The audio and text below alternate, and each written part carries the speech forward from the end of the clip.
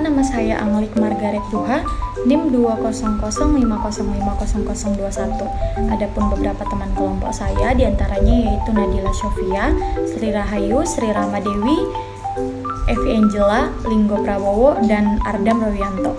Di mana fokus judul kami yaitu Diplomasi Publik, Ilmu Hubungan Internasional di Wilayah Kepulauan Riau. Di sini saya lebih menjelaskan kepada pengertian diplomasi publik, di mana diplomasi publik itu merupakan suatu kegiatan diplomasi yang prosesnya berlangsung antara pemerintah dan masyarakat. Diplomasi publik juga dimaknai sebagai proses komunikasi pemerintah terhadap publik mancanegara yang bertujuan untuk memberikan pemahaman atas negara, sikap, institusi, kepentingan nasional, dan kebijakan-kebijakan yang diambil oleh negaranya. Aktor yang melaksanakan diplomasi publik ini tidak hanya aktor negara, akan tetapi juga aktor non-negara, seperti anggota masyarakat, suatu bangsa, media, dan aktor negara lainnya.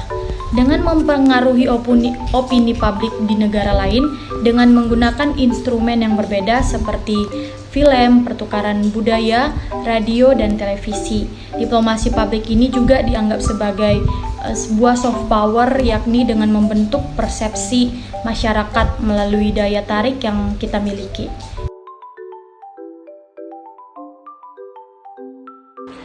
Selanjutnya adalah tujuan dari diplomasi publik. Jadi yang pertama adalah untuk memperluaskan nilai-nilai yang dianut dalam sebuah negara dengan mempengaruhi perilaku warga negara agar mempermudah negara untuk mencapai kepentingannya.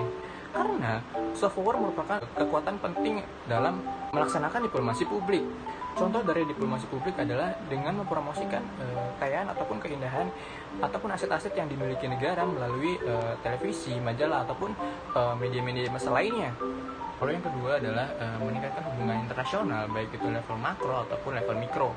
Makro yang dimaksud di sini adalah bagaimana dengan diplomasi publik melalui peran aktor-aktor negara mampu meningkatkan hubungan antar negara yang sebelumnya kurang baik atau sedang berkonflik.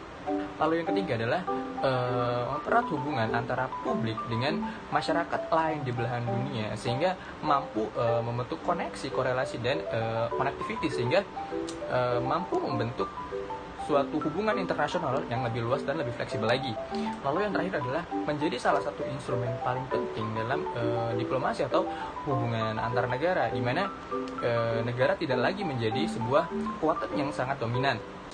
Budaya, musik, seni merupakan salah satu instrumen penting dalam diplomasi publik dan menjadi bukti bahwa diplomasi publik bisa dilakukan oleh banyak faktor sehingga diplomasi memiliki cukup sumbangsi dalam hubungan internasional sebagaimana sesuai dengan pepatah-pepatah kebijakan luar negeri bahwa diplomasi adalah the art of international relation.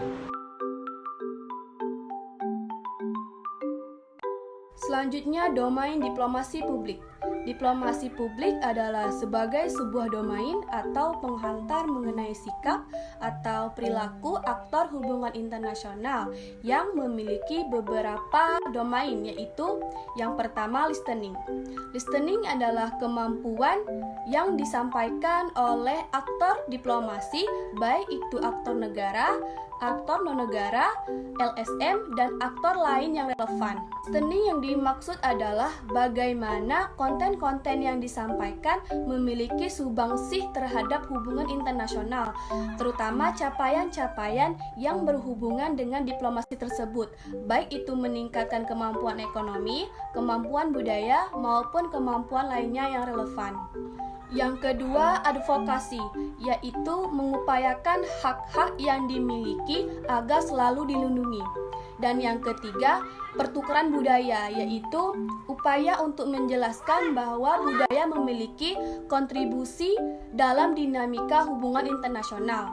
Budaya adalah karakter atau motivasi yang dimiliki suatu negara untuk ditransformasikan kepada negara lain. Dan yang terakhir adalah opini publik dan berita, yaitu salah satu upaya untuk mendoktrin persepsi masyarakat terhadap suatu negara menggunakan domain media untuk mencapai kepentingan nasionalnya.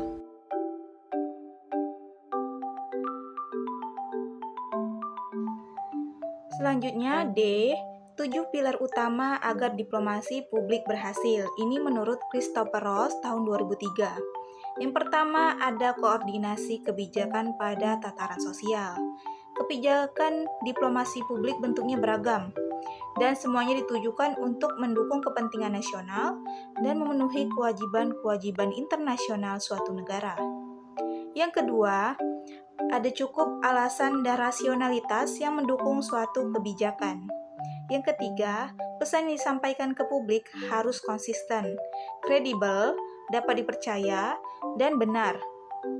Yang keempat, menghindari munculnya kontradiksi antara konsistensi dan pembuatan pesannya. Jadi sebisa mungkin untuk menghindari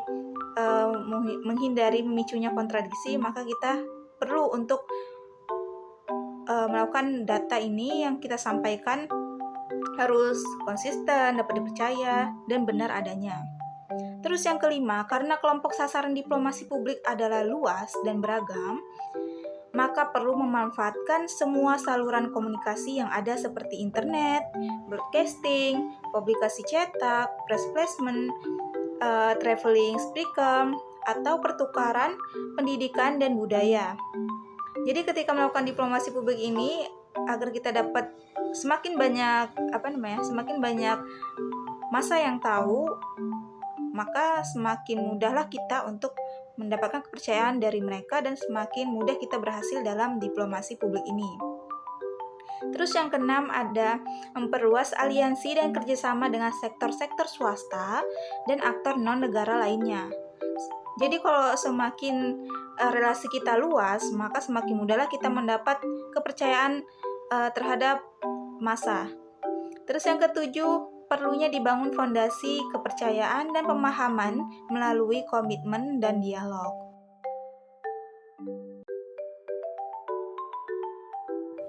Upaya pemerintah untuk menjadikan Provinsi Kepulauan Riau sebagai destinasi pariwisata internasional di tahun 2016 sampai 2019. Seperti yang kita tahu bahwa Provinsi Kepulauan Riau merupakan daerah yang memiliki potensi wisata yang sangat besar. Selain itu juga, lokasi Kepulauan Riau ini begitu strategis karena langsung berbatasan dengan negara-negara asing, yaitu seperti berbatasan langsung dengan Singapura, Malaysia, Brunei Darussalam, dan Vietnam. Provinsi Kepulauan Riau sendiri itu kaya akan sumber daya potensi wisatanya, diantaranya yaitu sumber daya wisata alam, sejarah, budaya, dan tiap-tiap di daerah Kepulauan Riau itu punya keunggulan yang kooperatif. Para pengunjung yang datang ke destinasi pariwisata di Kepulauan Riau itu dominasi juga dari pengunjung dari mancanegara, seperti Singapura dan Malaysia.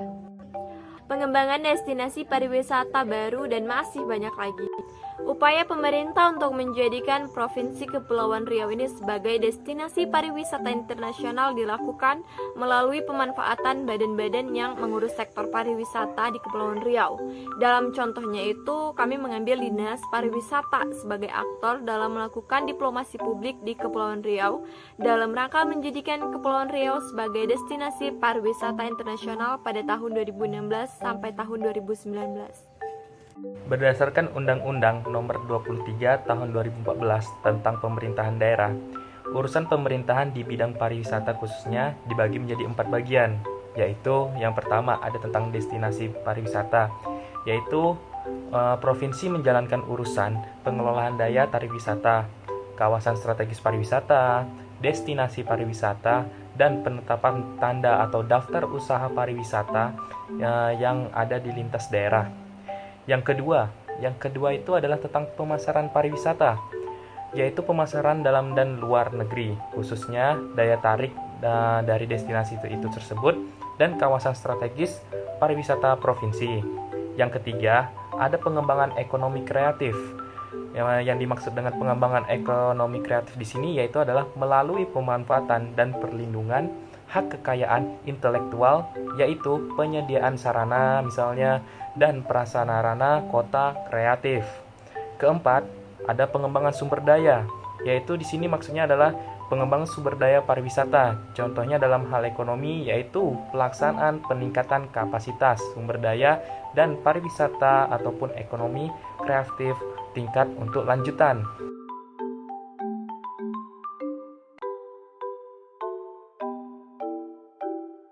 Kemudian urusan pemerintah di bagian pariwisata ini ditangguhkan kepada Dinas Pariwisata. Adapun upaya yang dilakukan oleh Dinas Pariwisata adalah melalui pembuatan kebijakan dan program-program. Kemudian di sini saya akan menjelaskan program-program apa saja yang dilakukan Dinas Pariwisata. Yang pertama yaitu dengan program pengembangan destinasi pariwisata dan industri pariwisata, yakni dengan meningkatkan kualitas dan kuantitas daya tarik pariwisata di Kepulauan Riau, dengan tujuan bahwa sektor pariwisata juga memiliki kontribusi dalam menggerakkan ekonomi daerah dan nasional. Dalam hal ini, Dinas Pariwisata Kepri mempunyai tugas yaitu penyiapan perumusan dan koordinasi pelaksanaan kebijakan di bidang pengembangan destinasi wisata budaya, alam, dan buatan, serta peningkatan daya saing industri pariwisata. Kemudian yang kedua yaitu program pengembangan pemasaran pariwisata, yakni dengan mempromosikan produk-produk pariwisata baik ke dalam maupun ke luar negeri dengan tujuan agar meningkatkan angka kunjungan pariwisata.